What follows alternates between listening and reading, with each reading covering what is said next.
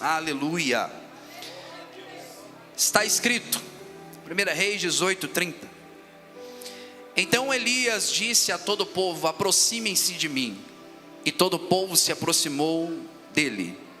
E Elias reparou o altar do Senhor que estava em ruínas. Depois apanhou 12 pedras, uma para cada tribo dos descendentes de Jacó, ao qual veio a palavra do Senhor que tinha sido dirigida, dizendo: o seu nome será Israel. Com aquelas pedras construiu, reformou um altar dedicado ao nome do Senhor, e cavou ao redor do altar uma valeta a qual poderiam ser semeados 2 seás ou 2 medidas de sementes. Armou a lenha, cortou o novilho em pedaços e colocou sobre a lenha. Então disse: encham 4 jarras e derramem sobre o holocausto, sobre a lenha. Façam mesmo novamente, disse ele. Fizeram de novo. Façam mesmo pela 3ª vez, ordenou de novo, e eles fizeram pela 3ª vez. A água escorreu em volta do altar e encheu a valeta. No momento da apresentação da oferta, o profeta Elias pôs-se de frente ao altar e orou: ó Senhor Deus de Abraão, de Isaque e de Israel, hoje fique conhecido que tu és Deus em Israel e que eu sou o teu servo, e que conforme o Senhor me pediu, fiz todas essas coisas. Responde-me, Senhor, responde-me, para que esse povo saiba que só o Senhor é Deus, e que tu fizeste tornar o seu coração para trás. Então caiu fogo dos céus e consumiu o holocausto, que vendo todo o povo, caíram sobre os seus rostos e disseram: só o Senhor é Deus. E quem crê, diga amém. Quem recebe essa palavra, levanta a sua mão para o céu. Pai, fala conosco. Se o Senhor não falar, ninguém mais fala. Libera sobre nós uma palavra de destino, meu Pai, porque a tua palavra é lâmpada para os meus pés, é luz para o meu caminho. Uns confiam em carros, outros em cavalos, mas eu faço menção do seu nome. Espírito Santo de Deus, faça como a tua palavra diz. Entra no nosso coração com a tua palavra, divide a nossa alma, o nosso espírito ao meio. Fala ao nosso coração e libera sobre nós destino, palavra de vida, palavra que liberta, palavra que cura, palavra que restaura. Espírito Santo, aonde houver algum ouvido sensível, aonde houver algum espírito, meu Pai, aflito para receber algo do céu essa noite, o Santo, o Senhor está aqui. O Senhor tem boca para falar, o Senhor tem ordem, pés e caminho ao nosso encontro. Nós temos a plena convicção da tua glória, é por isso que nós estamos aqui e queremos receber tudo que vem do céu. E quem crê, diga amém, diga eu recebo em nome de Jesus. Assenta com a boca aberta, dando glória. Aleluia, glória a Deus. Quando se fala de igreja, nós precisamos entender o que é igreja. Quando se trata da igreja de Cristo, nós precisamos entender os principais fatores que sustentam a igreja de Cristo. Cristo sempre será o modelo a seguir e do que é ser igreja, porque o próprio Cristo, quando se encarnou na terra, ele deixou bem claro quais são os modelos, princípios que devemos seguir para sermos a igreja dele.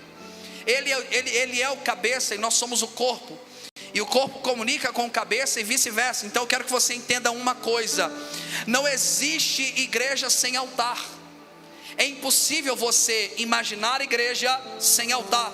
E quando eu falo de altar, eu não falo somente de altar físico. Por exemplo, você está em uma igreja, você serve em uma igreja que tem um altar, e esse altar é o reflexo de Cristo, do Cristo que você segue. Por quê? Porque o altar flui a bênção que você precisa, é do altar que sai a cura que você necessita. Por que você senta de frente para o altar? Porque o altar é o reflexo daquilo que Deus pode fazer e vai fazer. O altar é um monumento de criação que baseia o encontro do céu com a terra. Se você pegar, a pastora explanou muito bem aqui no momento de oferta, no momento de você trazer a sua fidelidade. O altar é o ponto de encontro da criatura e do Criador.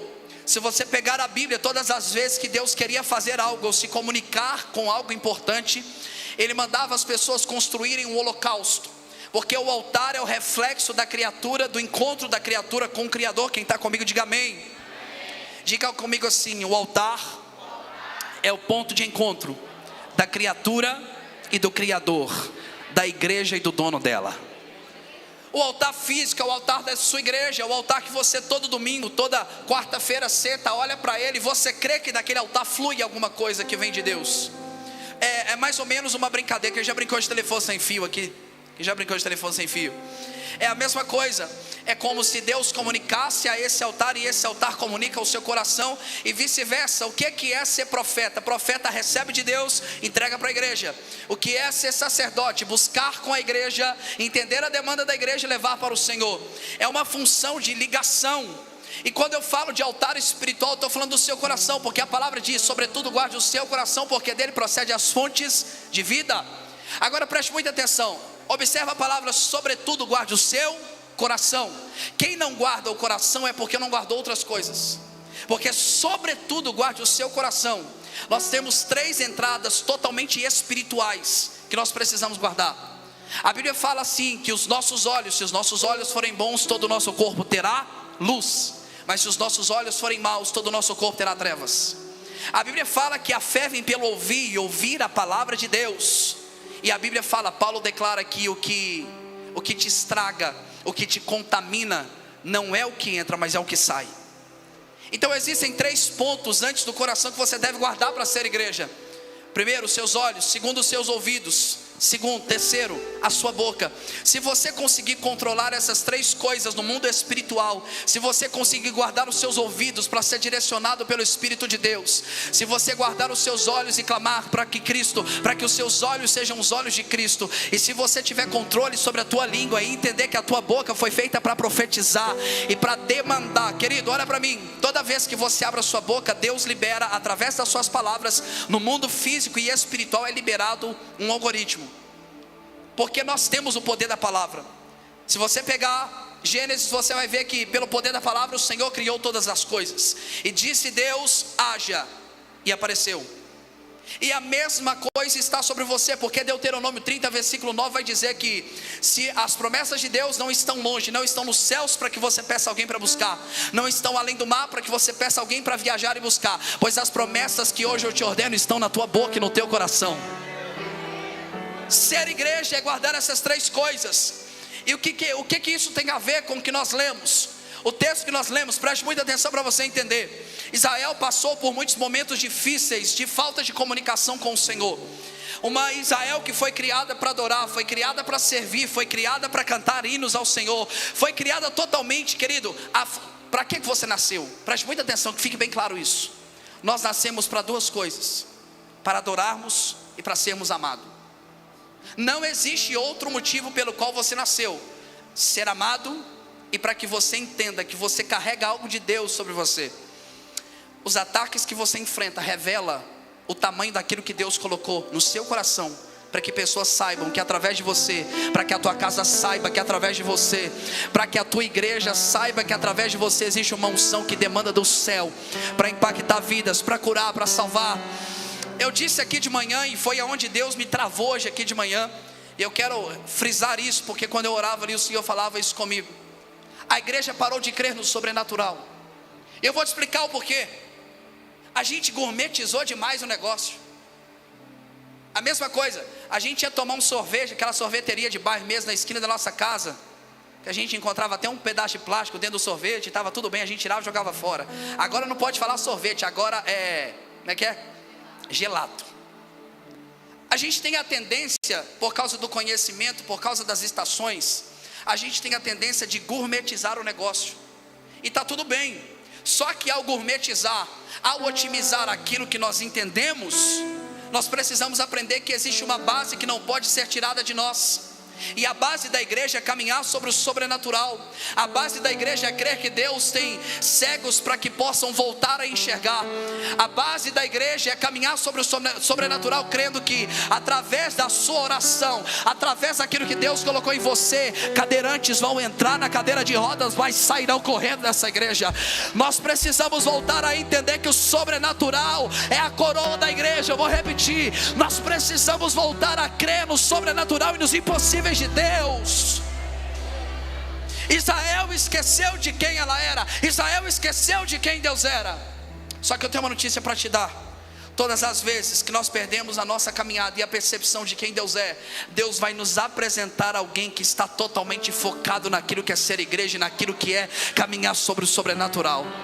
Olha para quem está do seu lado, que eu estou a fim de profetizar. Pega na mão dele e fala assim: prepara para perder pessoas esse ano, mas fica tranquilo, porque Deus não tira da tua vida sem substituir por coisas melhores. Deus vai colocar na sua vida quem caminha pelo sobrenatural. Deus vai colocar na sua vida pessoas que caminham crendo no sobrenatural. E vai começar em você. Todo avivamento começa em você. Todo avivamento começa no teu quarto, na tua casa. Aleluia. A psicologia vai dizer que nós somos a soma das 5 pessoas que andamos. Coloca nos seus dedos aí, quem são as suas companhias. E eu não estou falando de ser família ou de ser amigo. Preste muita atenção. Jesus tinha 12. De 12 ele tinha 3. De 3 ele tinha 1. Todos estavam à mesa. Mas quando era algo sério, Jesus falava: fica aqui, sobe só 2. Na transfiguração, que era algo surreal, Jesus ele aparece em corpo glorificado antes da morte dele, porque após Jesus ressuscitar, ele aparece 3 vezes em corpo glorificado. E João descreve isso na ilha de Patmos: seus cabelos são brancos como a neve, os seus olhos são como chamas de fogo, os seus pés são reluzentes como latão, a sua voz é como de muitas águas. Esse é o corpo glorificado. E João não consegue descrever totalmente, porque não tem como descrever o indescritível.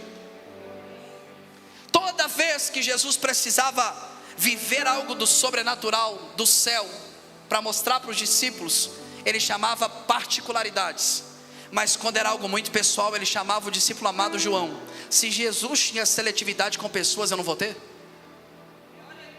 Se Jesus sabia exatamente quem suportava subir no monte com ele, ou aqueles que precisavam ficar no pé do monte. Porque nós perdemos a percepção de ser igreja quando nós não caminhamos na mesma velocidade, intensidade e devoção. A igreja se perde quando para de caminhar junto. E eu vou explanar isso para você. Então a Israel que nós lemos é uma Israel que está destruída, porque o altar foi destruído. Só que todas as vezes que um altar está em ruínas, Deus sempre vai levantar alguém para reconstruir. Olha para quem está do seu lado e diga para ele: por mais que o seu altar esteja destruído, fala assim: fica tranquilo, quem foi ferido na comunhão vai ser curado na comunhão também. Não, fala para ele, porque tem gente se isolando no quarto achando que vai ser curado. Diga para ele: foi ferido na comunhão, vai ser curado na comunhão. Foi ferido no relacionamento, vai ser curado no relacionamento. Foi ferido em outras igrejas, vai ser curado na igreja. Porque a cura está na comunhão, a cura está na base das pedras. Olha para cá. Elias sobe no monte, e Deus direciona para ele algumas ordenanças para que a igreja, Israel, quando eu falo Israel, eu estou falando da igreja de Cristo. Ele vai dar algumas direções, o Espírito Santo dá algumas direções para que ele pudesse reconectar Israel. Porque o que estava acontecendo? Igual lá em Êxodo, Moisés subiu para falar com Deus no monte, ficou lá 40 dias. Quando ele voltou com as tábuas, com as pedras, com as escrituras que Deus tinha colocado nas mãos dele, ele chega e vê o povo adorando o bezerro de ouro. A distância do sacerdote fez o povo perder a percepção. A distância daqueles que ele tinham como voz de Deus sobre a vida deles. Por isso que a Bíblia fala: fere o pastor e as ovelhas se dispersarão. Preste muita atenção. Eles estavam lá adorando o bezerro de ouro. Moisés quebra as pedras, irrita, mas depois ele clama pela misericórdia de Deus, e Deus tem que entregar as pedras de novo. Olha nos meus olhos, não perca a percepção de que o Espírito de Deus está com você todos os dias. E é isso que Israel estava fazendo. Perdeu a percepção de quem Deus era. A idolatria tomou conta. Primeira coisa que derruba a igreja: religiosidade, idolatria. Porque a idolatria não é só você se curvar diante de olhos que não veem, de mãos que não apalpam, de pés que não correm ao seu encontro. Idolatria também é tudo que você sobrepõe àquilo que Deus é. Toda vaidade. Por isso que Paulo manda tomar cuidado com a vaidade. Eu não estou falando que você tem que andar feio, com um bafo, fedendo. Não é isso. Mas a gente tem que tomar cuidado com a vaidade, porque à medida que nós crescemos e aprendemos, a gente tende a ser vaidoso. Então preste muita atenção. Israel estava tomada de vaidade, tomada de idolatria, perdeu a percepção de quem Deus era. Aí Elias sobe no monte, a primeira ordenança de Deus para Elias foi: restaure as pedras do altar. E aí ele fala, olha o texto nós lemos, diz assim: e ele tomou 12 pedras, diga 12 pedras. Por que 12 pedras? Porque era a personificação das tribos de Israel. Ou seja, quantas tribos eram? 12. Era a igreja, o corpo de Cristo. O número 12 representa a totalidade de Deus. Toda vez que a Bíblia, Deus trabalha com numerologia, preste muita atenção. 7, perfeição. 12, igreja, totalidade. Então aí o Senhor dá uma ordenança para Elias: ajunte as pedras. Agora preste muita atenção no que eu vou te perguntar. Quem aqui gosta de fazer trilha, caminhada, subir na montanha e na cachoeira, dá glória? Sangue de Jesus tem poder. É por isso que a gente está engordando, né, gente? Você já viu alguma pedra igual a outra na natureza? Quem já viu uma pedra igualzinha? Se você levantar a mão, eu te repreendo. Aonde na natureza que você vai encontrar uma pedra igual a outra? Não existe. Tem pedra que tem o cabelo black. Tem pedra que tem o cabelo liso. Tem pedra que é mais clara, tem pedra que é mais escura. Tem pedra que veste de um jeito, tem pedra que veste de outro. Tem pedra que quando chega na igreja chora igual criança. Tem pedra que chega rindo. E o que é que eu quero que você entenda? Que a base do altar, apesar da diferença, somos nós. A primeira coisa que Deus estava ordenando a Elias é: restaure a comunhão. Porque não tem como ser igreja com a comunhão ferida. Não tem como ter fogo sobre o teu altar com a inimizade que você tem com seus pais. Restaure a comunhão com seus filhos. Restaure a comunhão com o seu sacerdote. Restaure a comunhão. Querido, não é sobre a diferença, não é sobre o que a gente pensa ou deixou de pensar. É sobre entender que a comunhão da igreja está firmada na base, que são as pedras, somos nós. Pastor, me dá evidência disso. Atos 2:42. E a igreja crescia na comunhão, no partir do pão e no ensinamento dos apóstolos. Olha para cá. Foi um pastor na minha igreja. Eu recebo muitos pastores lá, e Deus tem sido muito, a graça de Deus tem sido derramada na nossa igreja. Eu tenho 26 anos, irmãos. Eu não sei tudo, mas eu busco por aprender tudo. E Deus tem sido bom, a igreja tem crescido.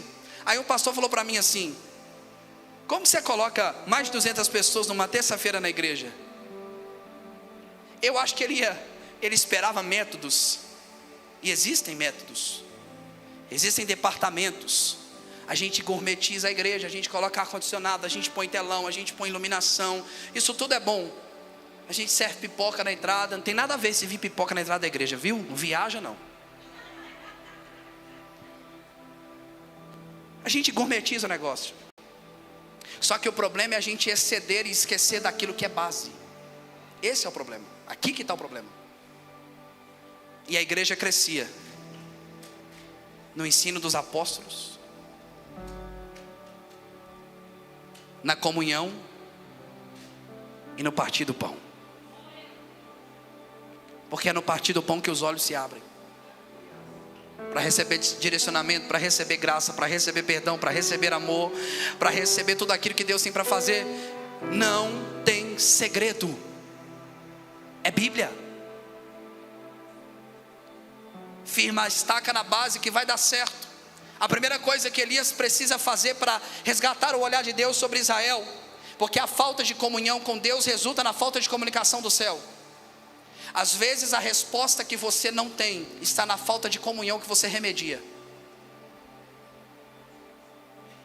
O nosso problema é que nós queremos respostas das quais nós não buscamos nos preparar para recebê-las. Muito cuidado com as orações que você faz pedindo a Deus alguma coisa, porque o peso daquilo que Deus vai derramar pode te esmagar. É por isso que Deus nos coloca em tantos processos. A Bíblia diz que quando Jesus é batizado, logo em seguida, o texto diz assim: e o Espírito de Deus o levou para o deserto. Quando Ezequiel vê o vale de ossos secos, o Espírito de Deus, e Ele me levou em espírito. Qual que é a diferença de nós para o mundo? Quem está no mundo enfrenta deserto sozinho, mas crente é levado ao deserto pelo Espírito. Porque Deus precisa te desconstruir para o tempo novo. E eu tenho legalidade sobre o que eu estou falando. Quando Deus quer fazer algo novo, Ele vai pegar, Ele vai te introduzir num deserto, você não vai entender nada. E Deus não, queridos, olha para cá, Deus não tem obrigação de te dar respostas. Para de culpar a Deus pelas respostas que você não recebeu. O nosso chamado não foi para entender as coisas, mas crer que Ele sabe por nós. Porque Hebreus 11 diz que a fé é o firmamento das coisas que eu não vejo, mas eu espero em Deus. E a Bíblia também fala que os planos dele sobre mim não são para me causar dano, mas é para te dar alegria, para te dar direcionamento, para que você seja cheio do Espírito Santo. Deus tem um plano e esse plano é maravilhoso. Pastor, mas eu não estou entendendo nada. Não é para entender, é nesse não entender que Deus vai desconstruir tudo que você tem para te formar, para receber o tempo novo. Olha para cá. Olha para cá. Para de ser religioso. Para de ser focado em religião. Cristo não é uma religião. Ele é o Cordeiro de Deus que tira o pecado do mundo. Ele é o lírio dos vales. Ele é a lei de Moisés. Quando Jesus estava conversando com os fariseus, e os fariseus falam para ele assim: quem é você para citar as escrituras e para curar no sábado? Jesus declara: eu sou a lei de Moisés. O verbo se fez carne, habitou entre nós, e Ele está entre nós. Então ser igreja se resume a restaurar a comunhão. Não só com a igreja, mas o seu primeiro chamado, o primeiro ministério, que é a sua casa. Não fique você contente com a desunião que você está enfrentando. Apesar da diferença, restaure a comunhão na sua casa. Apesar da diferença, restaure a comunhão com aqueles que o Senhor te deu como igreja. Apesar da diferença, restaure a comunhão. E se você foi ferido na comunhão, você vai ser curado nessa comunhão. Olha para quem está do seu lado e fala assim: eu sei que você talha meu sangue, mas eu te amo. Fala, vai. Fala, eu sei que tem hora que dá vontade de xingar. Jesus também chamou Pedro de Satanás. Satanás, para de fazer o que você quiser. Jesus falou: eu vou morrer. E Pedro: não, o senhor não vai morrer não, que eu não vou deixar ele. Satanás, afasta de mim. A gente fica irritado mesmo. Mas sabe qual que é o bom de ser igreja? A gente aprende a caminhar com Cristo. Eu não me vejo faltando de culto. Eu não me vejo não sendo igreja. Aqui, sabe o que eu amo fazer? Está aqui os meninos da igreja que não deixam mentir. Eu coloco a pastorzada para pregar, e eu sento no banco da igreja, e eu fico lá quietinho só recebendo. Não confunda a sua missão, que é fazer alguma coisa na igreja, com a sua comunhão que você tem com o dono da igreja. Se o seu chamado mata a comunhão, larga ele. Se o que você diz ser chamado mata a sua comunhão com o dono da igreja, primeiro aprende a ser igreja para depois servir. Agora, se o seu chamado potencializa a sua paixão por ele, pregar é minha pulsão de vida. Aonde está o teu coração, ali está o teu. Meu coração está em pregar a palavra. Se me tirar daqui eu morro. Onde está a sua pulsão? Encontra a sua pulsão, que você vai encontrar seu tesouro. Segunda coisa que Elias faz, diga: liberar espaço. Não, gente, misericórdia, sangue de Jesus tem poder. Eu achei que você estava esquentando, esfriou de novo. Vamos lá, diga: liberar espaço. Declara comigo: a resposta vem quando eu me preparo para recebê-la. Quando Elias libera espaço no altar, sabe o que ele estava declarando? Eu sei que Deus vai fazer, eu só preciso liberar espaço. O que é isso? Gerar uma expectativa e confiança naquilo que Deus pode fazer. Elias, ele pega a mão e dá um espaço em volta das pedras. Ele abre um espaço porque ele sabia que algo seria derramado. É quando você está tomando banho e você já fala assim: eu estou sentindo a glória de Deus. Que o culto começa na sua casa, viu? O culto começa quando você entra no seu carro e coloca o louvor e vai dirigindo. O culto começa lá. A igreja, isso aqui é a estrutura. A igreja é você. O tamanho do espaço que você oferece vai ser compatível àquilo que Deus vai derramar. A minha pergunta é: quanto espaço está disponível para você liberar, para Deus fazer acontecer hoje na sua vida? Quanto espaço você... Ah, pastor, mas é porque eu estou cheio de mágoa, eu estou cheio de tristeza, cheio de ódio, cheio de dívida. Irmãos, eu fiquei 15 dias na África. Eu sou padrinho de 50 crianças lá.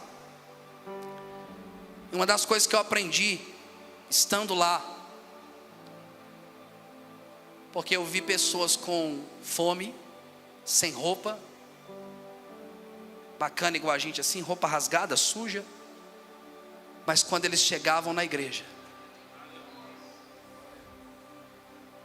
quando as crianças entravam na igreja, sem chinelo, a gente tem um projeto lá, são 50 crianças por enquanto, eles comem só no projeto, porque em casa não tem comida. A nossa igreja ajuda com uma parte. Nós reformamos, quando eu fui para lá, nós alugamos um galpão novo desse tamanho aqui. Nós tiramos ele de onde eles estavam, que era um lugar muito precário. A sala de aula do projeto não tinha teto. Mas quando eles começavam a adorar, sem essa tecnologia, sem um iPad, sem tudo que a gente tem, quando eles começavam a adorar, apenas com batuque, a glória de Deus tomava a casa. Com fome, mães que chegam com 7, 10 filhos, porque a prosperidade deles não passou. Por que aquele povo tem tanto filho, mesmo com aquela condição? Porque a riqueza deles está em gerar. É cultura.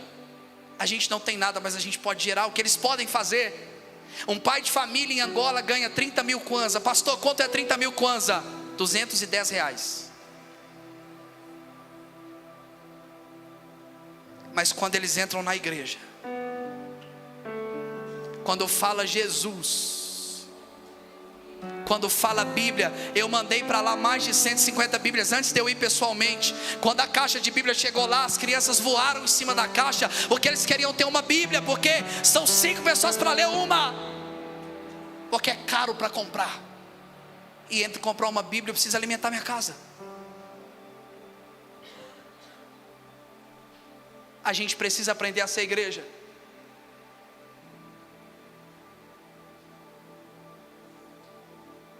A gente ficou muito confortável com as nossas poltronas, com o nosso ar-condicionado. Deixa eu dizer uma coisa para você. Tem gente que tem muito menos que você e é mais crente. Tem gente que tem muito menos que você e adora. Não fica sentado na hora do louvor com cara de maracujá azedo. Tem gente que tem muito menos que nós, mas quando chega na igreja, entende o que é ser igreja, e entende o que o dono da igreja pode fazer. Oh, glória! Libera espaço para aquilo que Deus tem para fazer. Gera expectativa, pois ser crente maduro, ser filho maduro me coloca na posição. Se Deus não fizer, Ele é Deus, mas se Deus fizer, Ele é Deus também. A terceira coisa que Elias fez para resgatar o olhar de Deus para a igreja foi colocar lenha sobre o altar. Lenha é a soma de coisas que você faz para manter a chama acesa. Guarde azeite. Guarde azeite, porque nós precisamos manter a chama acesa. O que é lenha, pastor? Lenha é tudo que você faz: jejum, oração,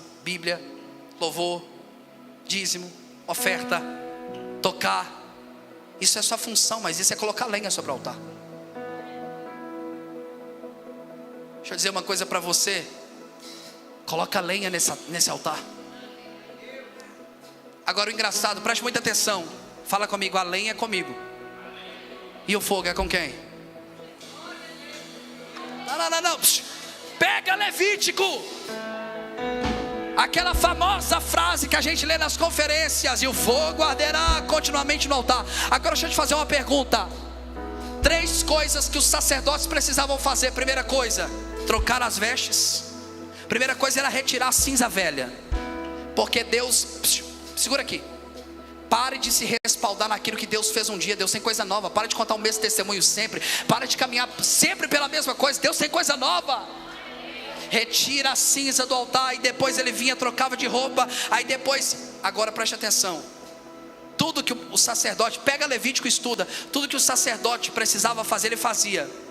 Aí de repente o altar começava a pegar fogo. Pega na Bíblia Deus mandando o sacerdote acender fogo. Se você achar, eu jogo os meus estudos todos no lixo. Pega a hora que o sacerdote acendeu o fogo. Quem acendia o fogo não era o sacerdote. Me dá evidência, pastor. Lá em Apocalipse diz que do trono dele tem chamas de fogo que ficam saindo. Você sabe quem é que acende o fogo da igreja? O dono dela. Mas você precisa entender que a lenha é com você.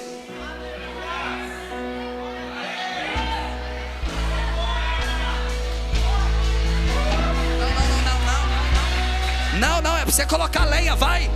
Acender o fogo é com ele. Tem alguém que vai colocar lenha aqui? Tem alguém aqui para receber tudo que Deus tem para entregar? Então, pelo amor de Deus, põe lenha para receber aquilo que o céu tem para entregar.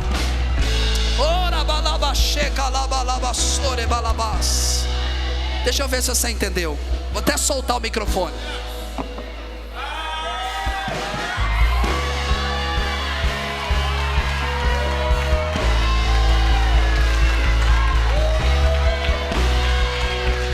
Cutuca quem está do teu lado e fala: eu não sei qual foi a sua expectativa, mas eu vim colocar lenha.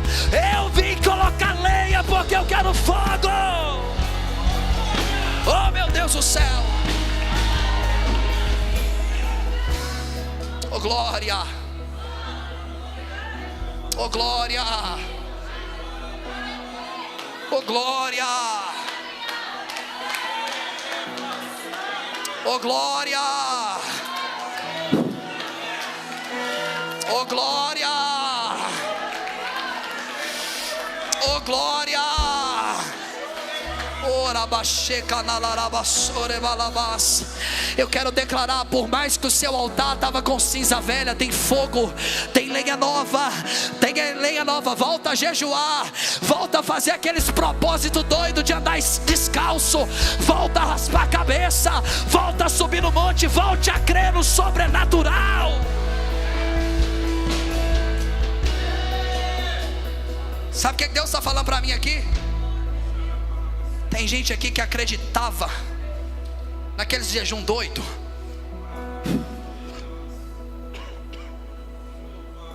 A gente gourmetizou o negócio. Olha nos meus olhos. Volte a fazer o que você fazia. Volta a raspar a cabeça, volta a subir no monte. Se Deus mandar subir descalço no altar, sobe descalço no altar. Coloque lenha, porque o fogo precisa de algo para consumir. Olha para quem está do seu lado, vê se você está colocando lenha aí. Fala com ele, aproveita aí. Eu tenho liberdade nessa casa porque os pastores dessa casa me deram. Fala com ele assim: para de se respaldar na minha lenha, viu? Você fica esperando eu receber para receber também. Fala com ele, coloca a lenha tu também aí, vai. Porque tem gente que fica esperando alguém botar a mão na cabeça. Eu não sei se você precisa de alguém ficar rogando. Amém, eu creio sim em unção que passa, mas você precisa ser cheio sozinho. Vamos lá.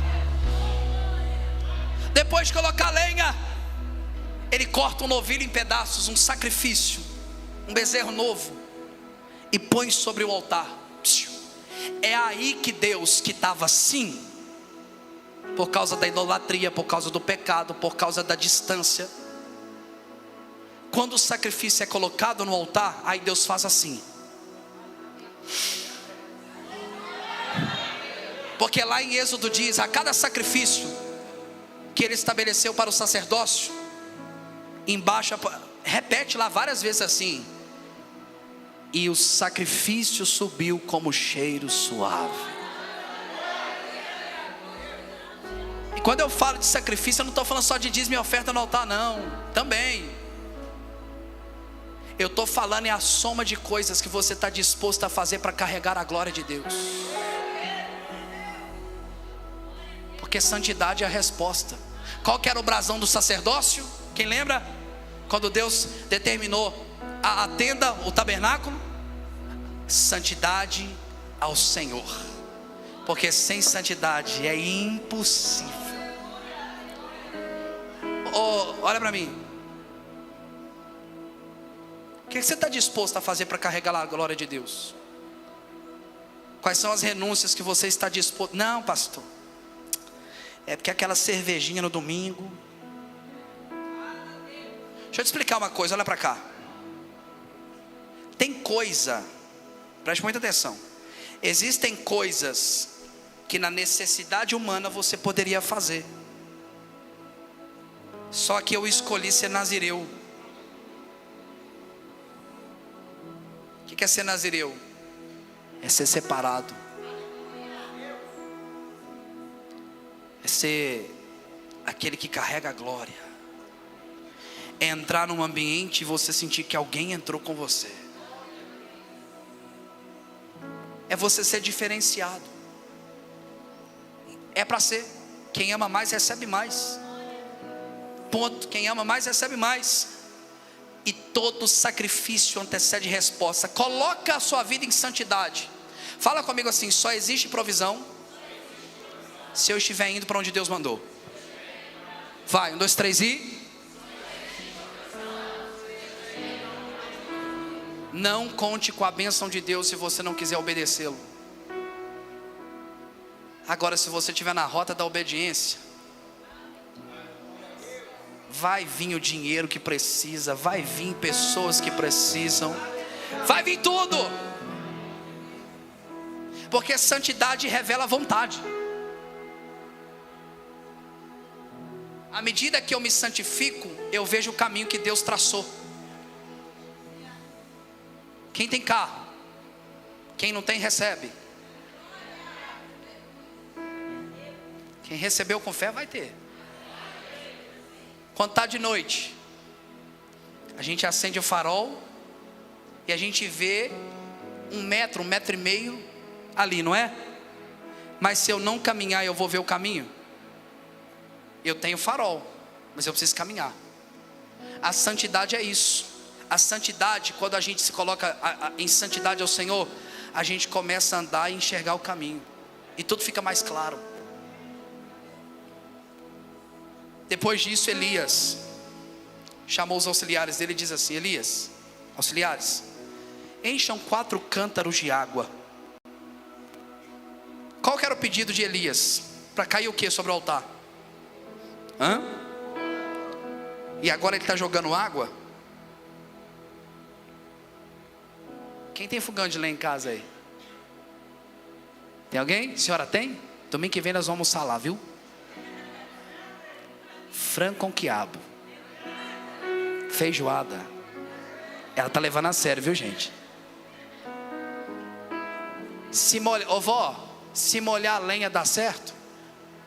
Mas tem um lugar, se a lenha estiver molhada,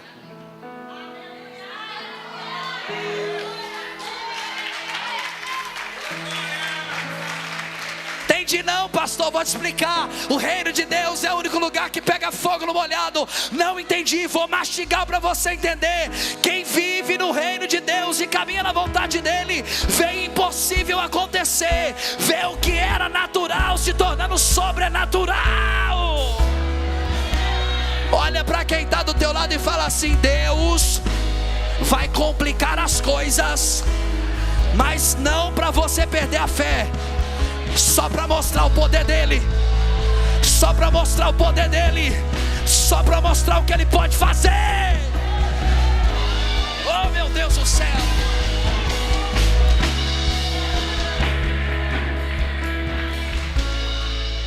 Deus vai complicar as coisas para você. O povo estava diante do mar vermelho. Pronto, você trouxe aqui a gente para morrer, Moisés?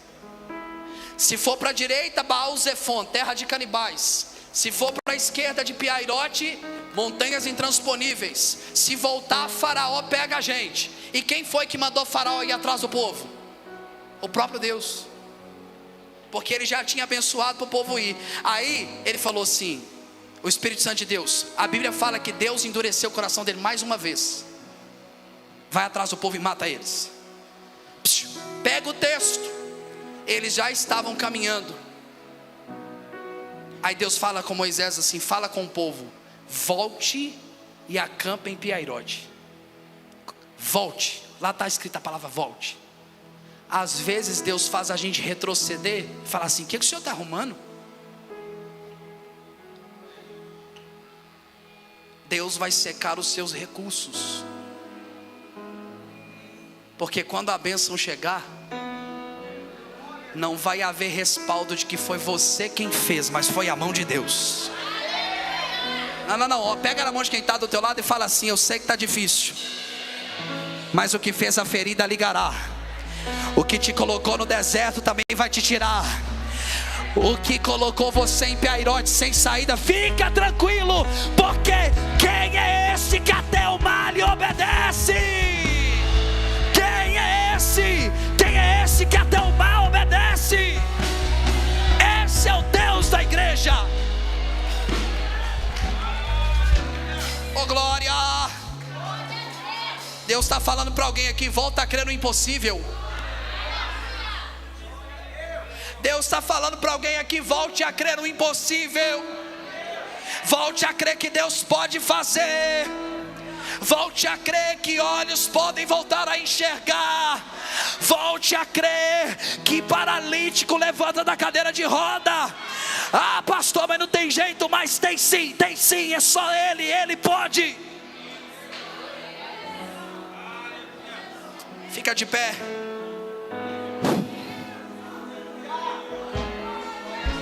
Volte a crer no impossível.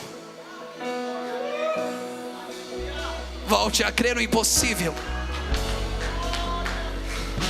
Volte a crer no impossível. Você acreditava.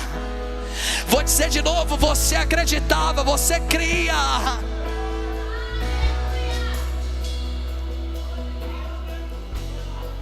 Levanta essa mão para o céu com a boca aberta.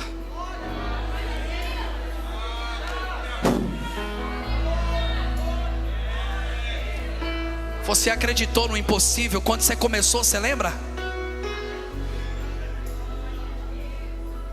Quando você começou seu ministério, você acreditava no impossível.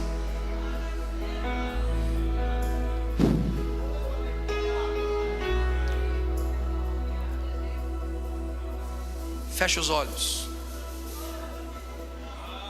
Espírito de Deus, nuvem desce.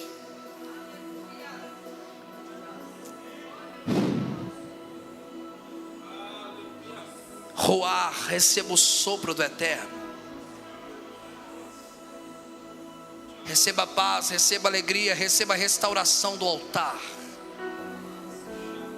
Fale em línguas, fale em línguas.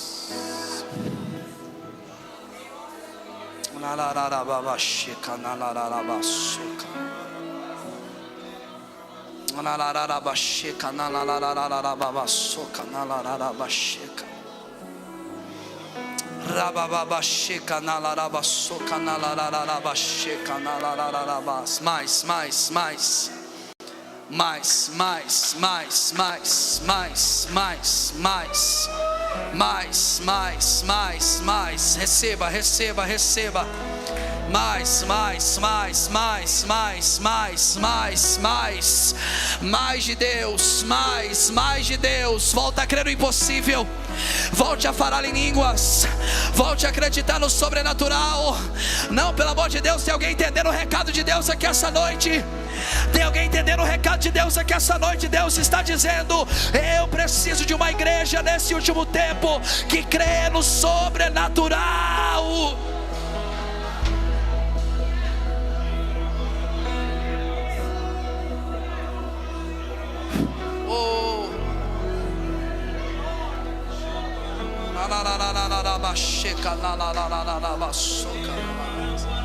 Seja curado agora. Dor, vai embora agora. Coluna, volta para o lugar agora. Visão, seja restaurada 100% agora. Garganta, seja curada agora. Vamos, vamos, vamos, vamos. O papel da igreja é ser uma igreja intercessora. O papel da igreja é entender que você foi chamado para interceder, para orar, para ser cheio. Intercessão não é só papel do pastor, do diaconato e da intercessão da igreja. A igreja deve ser uma igreja intercessora.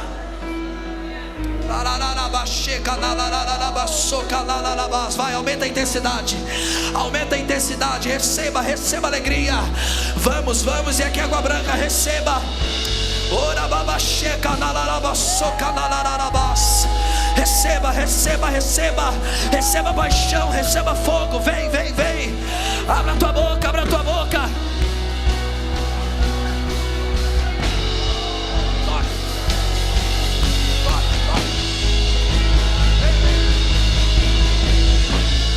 Receba, receba. Ora balaba checa na lava soca na lava. Receba, receba, receba. No piscar de olhos acontecerá. Mas a igreja será arrebatada. No piscar de olhos acontecerá. Grita o nome dele.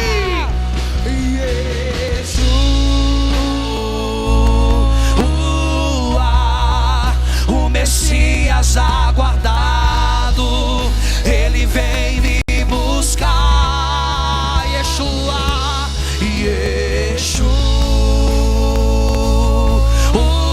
Yeshua. O Messias aguardado, Ele vem me buscar. em breve, em breve, em breve, cante. Em breve Jesus do céu vai aparecer, e todo joelho, E toda língua confessará. cante. Mas a igreja será arrebatada. No piscar de olhos Pelo amor de Deus, será. Mas a igreja será. Joga essa mão pro céu e declare: no piscar de olhos acontecerá. Levanta a sua mão e declara isso. Diga: Yeshua, aguardado, ele vem me buscar. Yeshua, o Messias aguardado, ele vem me buscar. glória. Oh glória. Oh glória.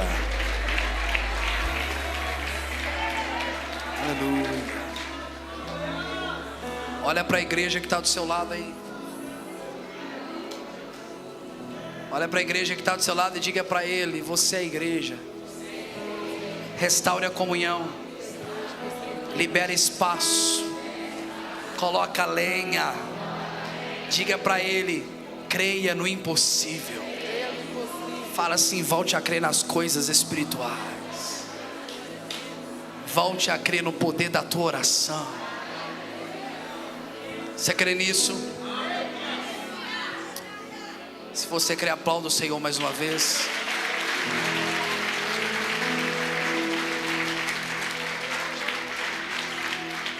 Queridos, mais uma vez, aliança é a palavra que nos define. Deus abençoe vocês. Você vai me ver saindo correndo, é porque eu estou indo para a minha igreja. Meu culto lá é 7h30.